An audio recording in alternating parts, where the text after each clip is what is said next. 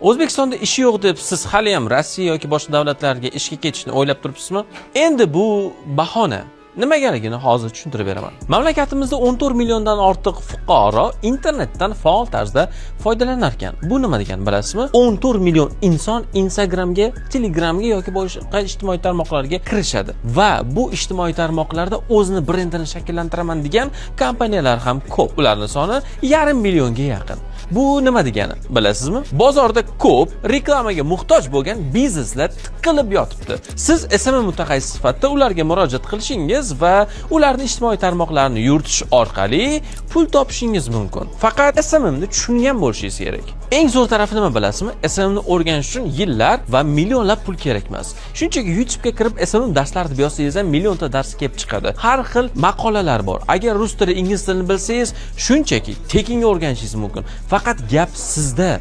Bu narsani amalga oshirasizmi yoki yo'q?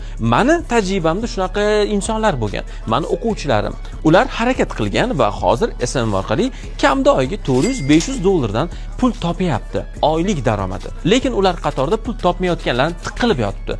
Ular o'rtasidagi bitta farq bor. Biri harakat qilgan, ikkinchisi o'sha harakatni qilmagan. Harakat qilgan insonda boshida o'xshamagan, lekin u harakatini to'xtatmaganligi uchun hozir daromad ko'ryapti. Menimcha siz bugundan harakat qilasiz. Agar ishsizman, gaplaring bir tiyin, baribir ish yo'q bu yerda. Men ketaman boshqa davlatga deydigan bo'lsangiz, hech kim sizni yo'lingizni to'sib turgani yo'q.